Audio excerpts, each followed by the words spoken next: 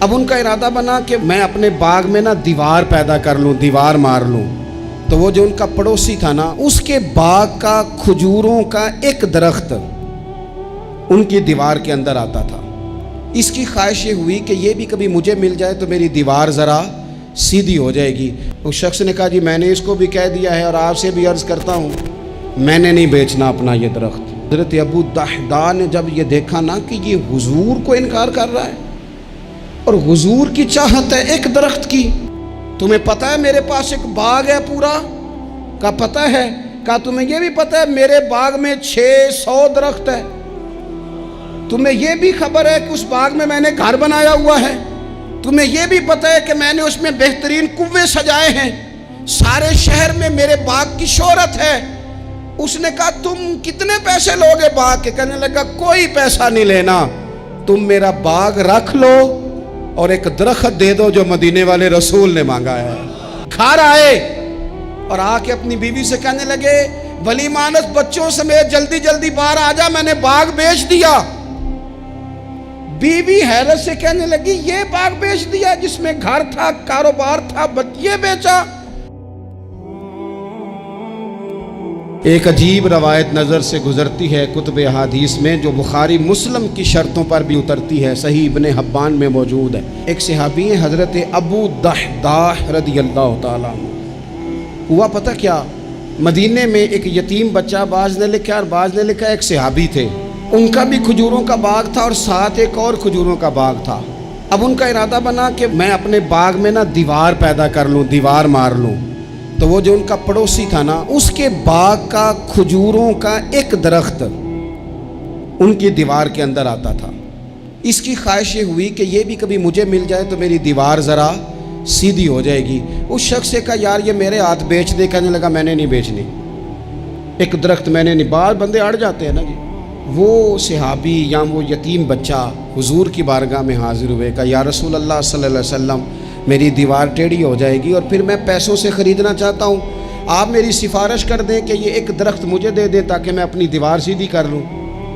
اللہ کے محبوب صلی اللہ علیہ وسلم نے خود بلا کے اس شخص سے کہا کہ میاں یہ تم اس طرح کرو، یہ شخص کوئی قبضہ نہیں کرنا چاہ رہا، کوئی جبر نہیں کرنا چاہ رہا، اور ہم بھی جو تمہیں پوچھ رہے ہیں وہ بھی اس دائرے میں پوچھ رہے ہیں کہ اگر تم راضی ہو تو ہم یہ کام کریں گے۔ تم اس طرح کرو کہ تم اپنا ایک درخت اس کے ہاتھ بیچ دو تاکہ یہ اپنی دیوار سیدھی کر لے۔ اللہ اکبر۔ اس شخص نے کہا جی میں نے اس کو بھی کہہ دیا ہے اور آپ سے بھی عرض کرتا ہوں، میں نے نہیں بیچنا اپنا یہ درخت۔ حضور نے بھی فرمایا، اب اسلام سختی کرتا نہیں۔ حضرت ابو دحداء نے جب یہ دیکھا نا کہ یہ حضور کو انکار کر رہا ہے اور حضور کی چاہت ہے ایک درخت کی، ابن حبان میں موجود ہے، دیگر کتب احادیث میں موجود ہے، حضرت ابو دحداء رضی اللہ تعالیٰ عنہ نے اس شخص کا بازو تھاما، سائیڈ پہ لے گئے، کہنے لگے اس کے ہاتھ نہیں بیچتا تو میرے ہاتھ بیچ دے، تمہیں پتہ ہے میرے پاس ایک باغ ہے پورا؟ کا پتہ ہے؟ کہا تمہیں یہ بھی پتہ ہے میرے باغ میں 600 درخت ہے؟ تمہیں یہ بھی خبر ہے کہ اس باغ میں میں نے گھر بنایا ہوا ہے؟ تمہیں یہ بھی پتہ ہے کہ میں نے اس میں بہترین کنویں سجائے ہیں؟ سارے شہر میں میرے باغ کی شہرت ہے۔ اس نے کہا تم کتنے پیسے لوگے باغ کے؟ کہنے لگا کوئی پیسہ نہیں لینا، تم میرا باغ رکھ لو اور ایک درخت دے دو جو مدینے والے رسول نے مانگا ہے۔ وہ ایک درخت بس مجھے چاہیے، ایک درخت، جیم جان دا کچھ وسا نہیں ہو، اے جان یار نو دے تے آزاد ہو جا، اس سے دل دہن فساد سارے، دل بر نو دے تے شاد ہو جا، بس وہ ایک جو میرے نبی کو پسند آ گیا ہے وہ تو دے دے، بس بات ختم ہو گئی۔ اس شخص نے سر سے لے کے پاؤں تک دیکھا، کہنے لگے مذاق تو نہیں کر رہے؟ کہنے لگے ہم تو ویسے ہی نہیں کرتے، اور یہ بات مدینے والے محبوب کی چاہت کی ہے۔ اس نے کہا یہ کون سا سودا ہے؟ فرمایا یہ من کا سودا ہے، تیری سمجھ میں آئے نہ آئے مجھے غرض نہیں، لیکن تو لیتا ہے؟ اس نے کہا بالکل ٹھیک ہے، میں تیار ہوں، آپ وہ ایک درخت لے لیں اور یہ باغ مجھے دے دیں۔ حضرت ابو دحداء آئے، کہنے لگے سونیا آپ کی چاہت تھی نا، ہم نے نہ کبھی قطرے پہ غور کیا اور نہ دریا دیکھا، بس جہاں تیری جھلک دیکھی وہیں ڈوب گئے، اور سانو قید سجن دا گہنا ہے۔ او جینج رکھے ایسا اونج رہنا ہے۔ یا رسول اللہ صلی اللہ علیہ وسلم آپ کو پسند آ گیا، میں نے خرید لیا۔ میرے محبوب نے نظر اٹھائی اور پھر کریم فرمانے لگے ابو دحدہ میں دیکھ رہا ہوں تیرے لیے رب نے جنت میں بڑے درخت لٹکا دیے ہیں، تیرے لیے بڑی کھجوریں لٹک رہی ہیں، کمال ہو گیا۔ حضرت ابو دحدہ رضی اللہ تعالیٰ عنہ باغ کے اندر رہائش تھی، گھر آئے اور آ کے اپنی بیوی سے کہنے لگے بھلی مانس بچوں سمیت جلدی جلدی باہر آ جا، میں نے باغ بیچ دیا۔ بیوی حیرت سے کہنے لگی یہ باغ بیچ دیا جس میں گھر تھا، کاروبار تھا، یہ بیچا؟ کہنے لگے پہلے سن تو صحیح، میں نے بیچا کس عوض ہے؟ کہا کس عوض بیچا ہے؟ کہا میں نے حضور کی رضا کے عوض بیچ دیا ہے، میں نے جنت خرید لی ہے حضور سے، میں نے باغ دے دیا ہے، میں نے جنت کے عوض خرید لیا۔ وہ خاتون بھی صحابیہ تھی، بچے لے کے جلدی سے باہر آئیں اور میاں بیوی نے بچوں کی جیبوں میں جو کھجوریں تھیں وہ بھی نکال کے باغ میں پھینک دی۔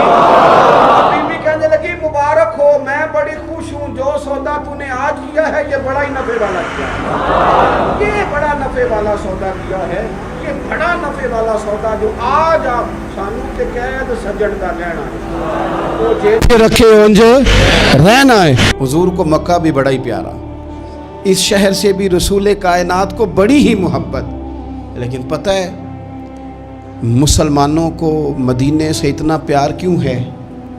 یہ محبت ذاتی نہیں، یہ بھی خدائی ہے، یہ نہ اللہ کی دی ہوئی ہے، مالک کی عطا ہے۔ حضور نے دعا فرمائی مدینے کی محبت کے لیے، نبی پاک نے، جو ہمارے سینے مچلتے ہیں، دل تڑپتے ہیں، ہماری اولادیں روتی ہیں، ہم سب کچھ قربان کر کے بھی اس شہر نور میں جانا چاہتے ہیں، تو یہ خدائی فیصلہ ہے، اللہ کی پیدا کی ہوئی محبت ہے۔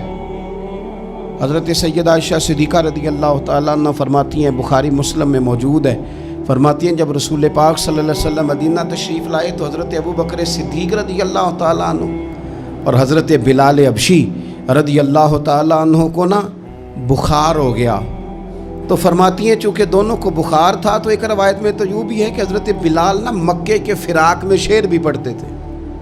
انسان اپنے علاقے سے پیار کرتا ہے نا، تو مکہ مکرمہ کے فراق میں، جدائی میں اشعار بھی کہتے تھے۔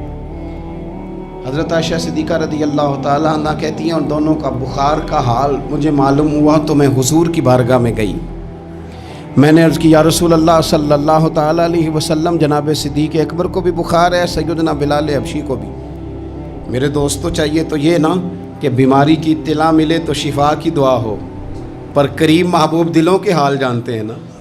حضور نے کیا دعا فرمائی، کہا اے اللہ جس طرح ہمیں مکے سے محبت تھی نا، اسی طرح ہمیں مدینے کی محبت دے دے، بلکہ ہمارے دلوں میں مدینے کی محبت مکے سے بھی زیادہ فرما دے۔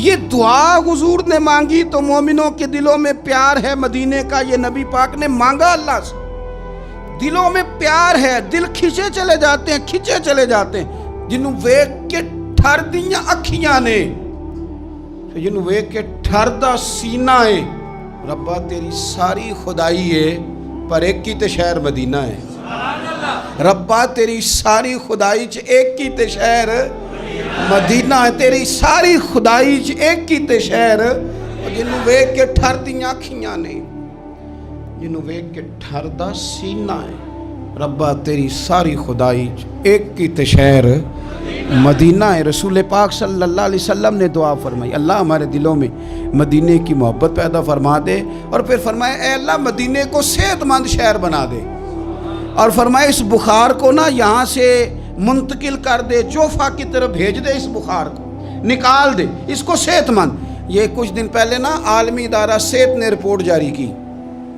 یہ عالمی ادارہ صحت نے دنیا کے سارے شہروں میں صحت کے لحاظ سے سب سے زیادہ بہترین شہر رسول ہے، مدینہ منورہ ہے، مدینہ منورہ ہے۔ ہم عالمی ادارہ صحت والوں سے کہتے ہیں تم رپورٹ نہ بھی نہ جاری کرتے، تم نے تو آج رپورٹ جاری کی ہے نا، تو یہ رپورٹ تو فرشتوں نے پہلے بنا لی تھی، اس لیے کہ حضور نے دعا کی تھی اللہ مدینے کو صحت والا شہر بنا دے۔ وہاں تو بڑے بڑے بیمار جا کے ٹھیک ہو جاتے ہیں، بڑے بڑے کمزور جا کے تندرست ہو جاتے ہیں، بڑے بڑے بوڑھے جا کے لگتا ہے توانا ہو گئے۔ وہ تو شہر ہے کہ کیا باتیں ہیں اس شہر کی.